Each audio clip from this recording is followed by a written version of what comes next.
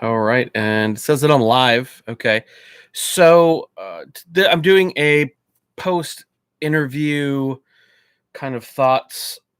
I just wrapped up my interview with Ben Hunt last night of Epsilon Theory, and looks like the boys over at Tales from the Crypt beat me to actually releasing the episode because mine will not be coming out until Monday normal time, and it's pretty interesting that it was a great interview overall, and I realized that this may not make as much sense until after you listen to it. But if you go to Tales from the Crypt, Marty and those guys also kind of went over some of the same stuff as well. But it was a really overall interesting interview. Ben is not a guy; he's a fan of Bitcoin. He's a fan of what it is. He's a guy that that was in technology. He was a coder. He ran his own software company.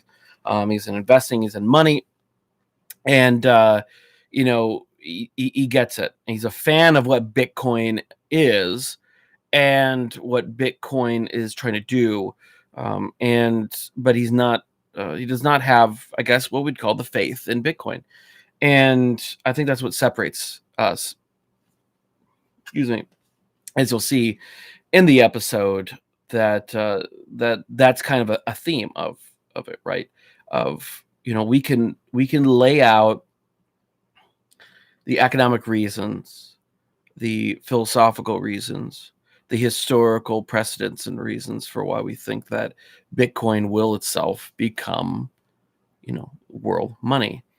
And but he did ask a very interesting question that I hadn't actually gone over in my head before. What exactly does success look like, right? Because there's the obvious hyper Bitcoinization. Everybody uses Bitcoin for everything. Everything else disappears, which is just not a realistic scenario. That's not going to happen. There's always going to be competition. There's always going to be attempts to dethrone Bitcoin, attempts to um, come up with something better, right? Just as Bitcoin came along to be a better money, be a better gold, be a better all these things. Um, Something will always be trying to challenge it, right? And that's how it should be. And that's how I hope that it is, because competition breeds innovation. Competition breeds efficiencies. Competition in both, right? By having a competition that's more innovative, more efficient, it forces that which is the status quo to do the same, to try to compete at those same levels. And Bitcoin needs that. The community needs that. We always need that. And, you know, looking at what does success look like, I kind of went over a scenario where it's, you'll hear it in the episode, but the TLDR is, where Bitcoin has reached a status where a majority of people, where it's basically, it's public, I should say, it's publicly accepted, right? It's not scoffed at. It's not internet nerd money. It's not, oh, well, wasn't that thing that they use for right? It's lost all of the, it's, I should say, lost the stain. But I should say it's the attempts to smear it are no longer successful, and people recognize it for what it is. That does not mean that everybody's going to use it, but basically my thoughts on success were, and I wasn't quite prepared, and I'm still not going to give a great explanation of it either at this moment, probably. But Bitcoin's success to me would be where it has become so ubiquitous in society that um, it's the attempt for an organization like a government, let's say China or whatever, to stop Bitcoin, to get rid of it, or let's just say multiple nations try to do that, that it would become a systemic risk for world finance. I don't know why it keeps on focusing in and out. Sorry about that. I don't know why. Oh my God. I keep on seeing it focusing in and out. I'm sorry. Yeah, I don't know why it's doing this. Hold on. Where it has become, systemic, as they call it, in in finance, something that's a systemic risk would be something like a major investment bank, a major bank, right? Where it install later. Hold on here. I'm trying to turn off the autofocus. Um, that's what they call these institutions, like a Bear Stearns or whatever, is considered a systemic risk, and that should take care of it, I hope. Where it has become a systemic risk, where the system itself is at risk if this organization fails. Where that's where I would measure success. Where the I don't think that it's possible to stop Bitcoin now, even if there was a concerted effort to do so. I don't think that it's possible any longer. And sorry there. Um, I don't think that it's possible for that to be a problem, or to be really a risk anymore. Could there be a severe crackdown? Let's just say all world governments crack down on it. Yeah, but it's not going to go away. The network will still survive. The network will be fine. And what I see, I guess, as success is that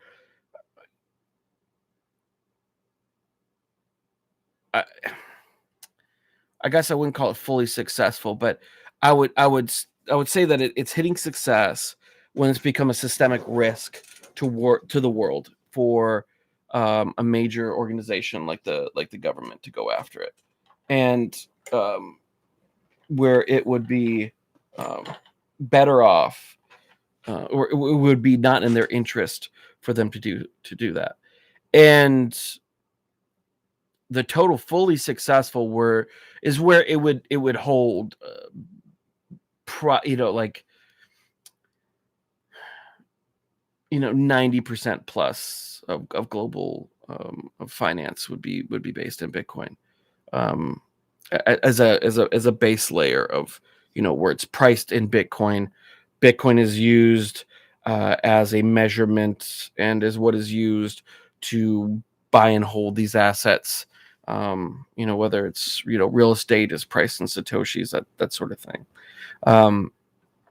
But I personally think, and I didn't go over this in the podcast, I think that the meme war, the culture war, has to be won first, right?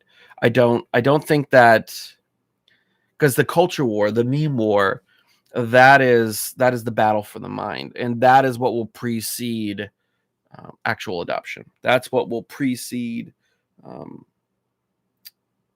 the success of Bitcoin. And I think that we have to get that meme war, that culture war, where we have to fight for the minds of the people, right? We have to do that's where the success will lie, and then the actual use of it, the actual denomination. Denominating things in satoshis only happens after people go like, oh well, I no, I actually I want to know what this is in Bitcoin, right? It takes a mental switch.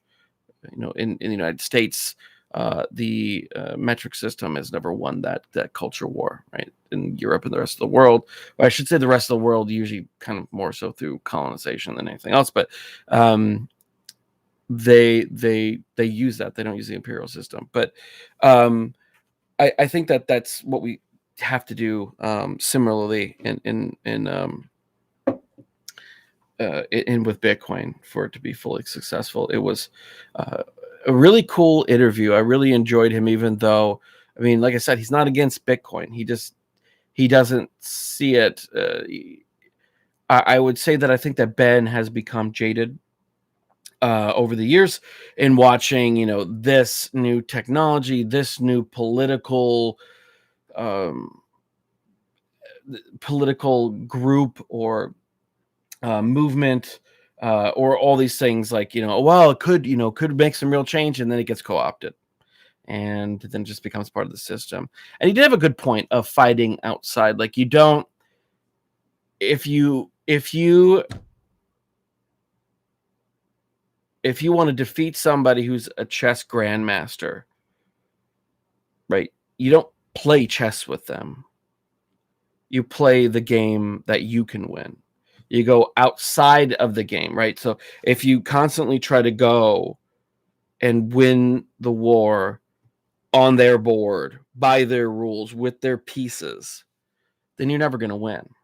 And that is a very valid argument, and I tend to agree with that. But I think that he does miss the aspect of Bitcoin that it's bigger than just a technology, and he does recognize it a bit because at the end of the interview, he had some really, he had some really cool thoughts on Bitcoin, in the movement in a positive light. Um, where let's see if I can bring it up here. He had really great quote that I grabbed, where he said, there's a spirit of the age that's in the Bitcoin community and this is Ben saying, he said, there's a spirit of the age that's in the Bitcoin community that I've never seen in my life. And I think that's something that's very important to him. It's something that he recognizes that there is more to Bitcoin than just a payment system or a store of value. That it's much bigger than that, which was very very heartening for me to hear. But it was a great interview. I think you guys will really like it, and it will be coming out on Monday.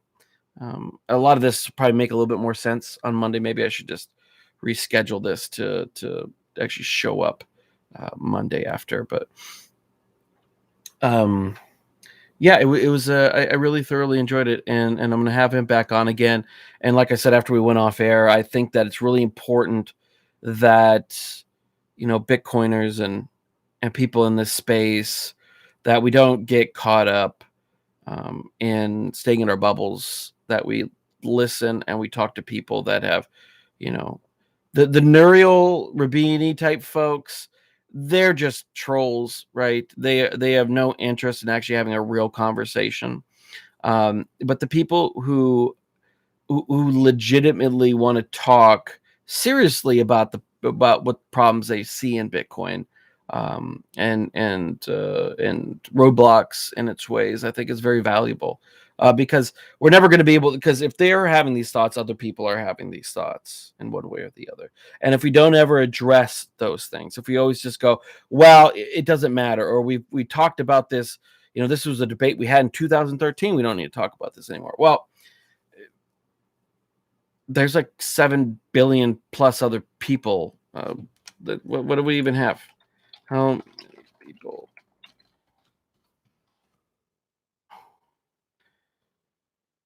There's 32 million Bitcoin wallets. So I guess that's not even close, to what 7.1 million active Bitcoin users. Yeah. So like,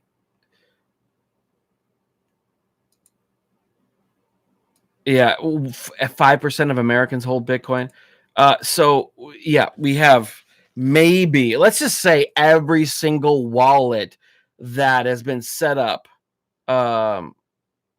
ever, 32 million.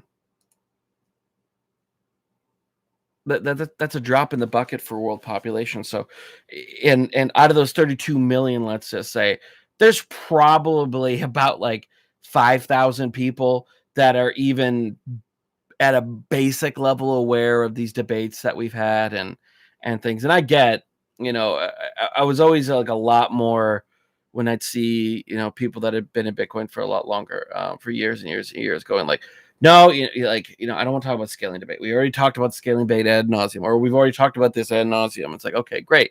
But you have, other people haven't.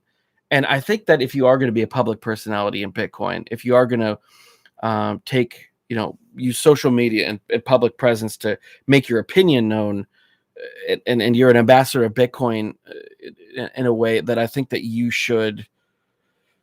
It's kind of I think it's almost well, that's a terrible thing because I hate the concept of social contract, but you're almost making a contract with people that interact with you, that you're willing to explain your point of view. But as I've gotten, you know, I've kind of tired of some of these debates as well. So, um, and I haven't even been nearly as long as other people, so I guess I kind of know how they feel.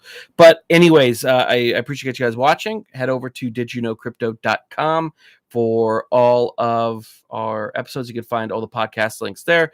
We're on iTunes, SoundCloud, Spotify, Google Play, Stitcher, Anchor, wherever else that podcasts are found. We're also obviously on YouTube, and I have a discount program for Bitcoin folks. So you can actually get, you'll be able to get discounts on Tracers, Keep Keys, Bitcoin merchandise, things like that. Go to supportmypodcast.com/discounts. That's supportmypodcast.com/discounts. And thanks for watching.